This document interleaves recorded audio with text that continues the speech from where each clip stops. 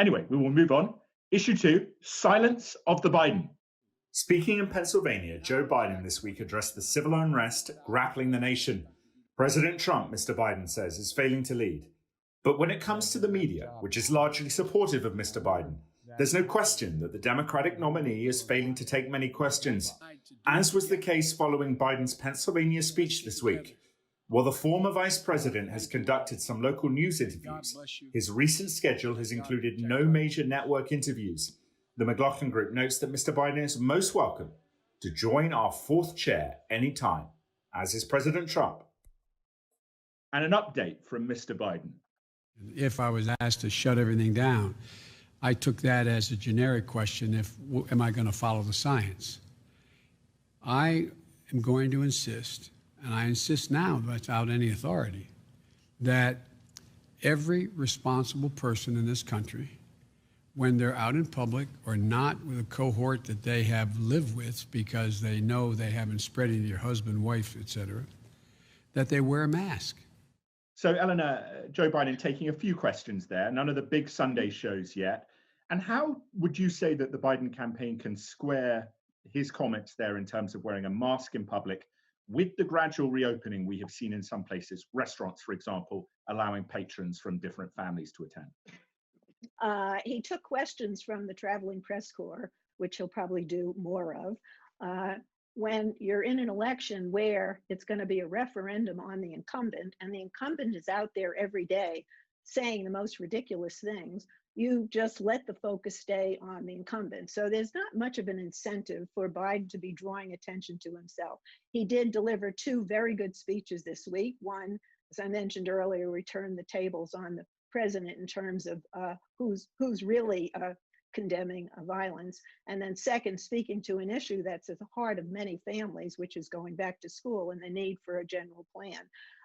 Specifically on masks, he had suggested that as president, he would put in place a mandate to wear masks.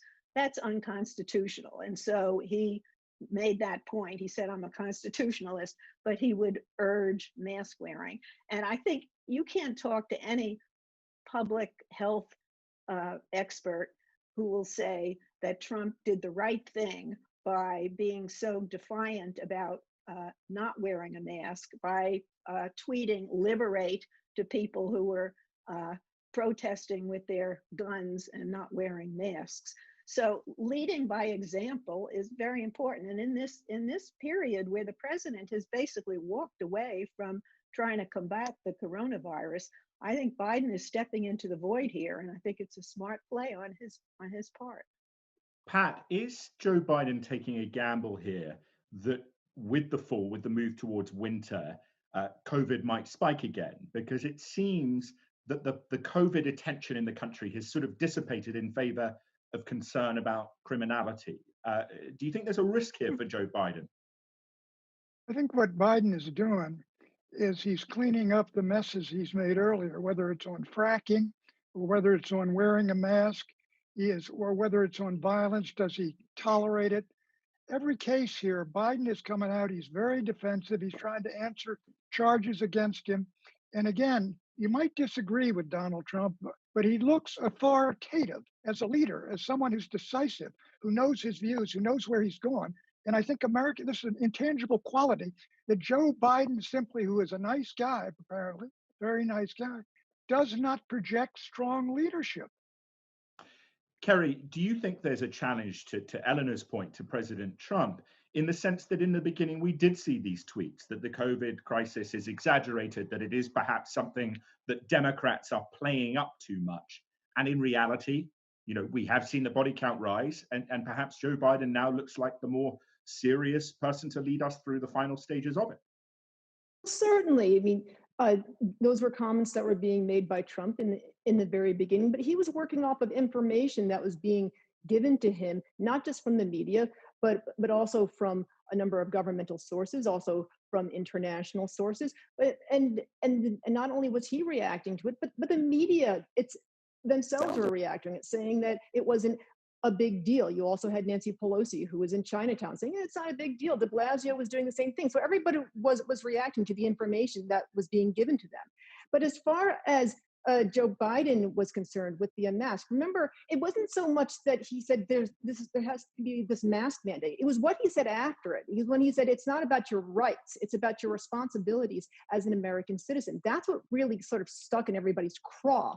So, and then that was like that main sort of quote that everyone put out on Twitter. It's not about our rights. Hold on a second here. And that was the main mess that he's really cleaning up now. Now he's saying, I'm going to go tell governors instead that I'm just going to sort of pressure them and tell them, you know, it's really important to make sure that your constituents are out there wearing masks. I'm going to pressure them. Well, what does he mean by pressure? And I think that's the big question that we have to start thinking about. Clarence, we'll go to you as the last word, but feel free to take your time with it.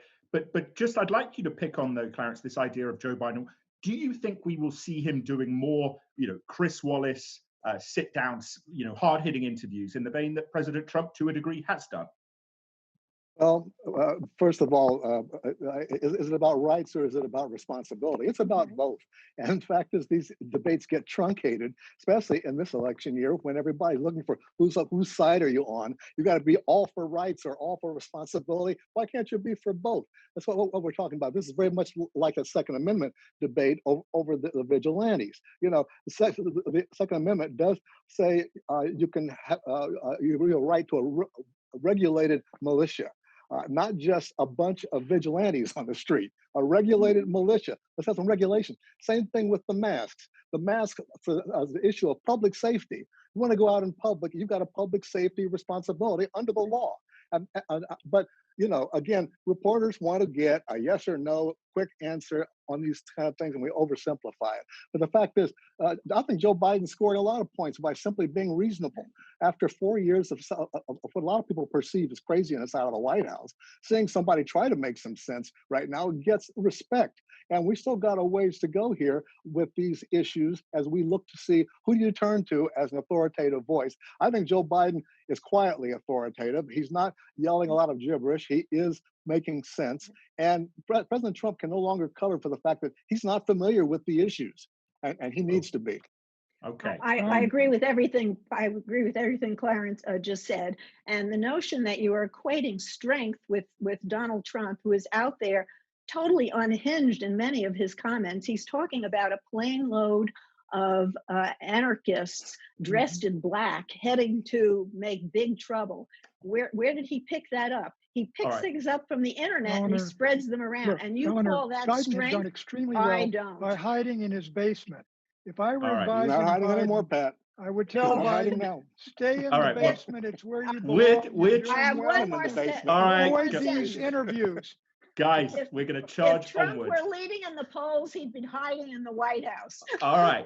Enough of the hiding. All right.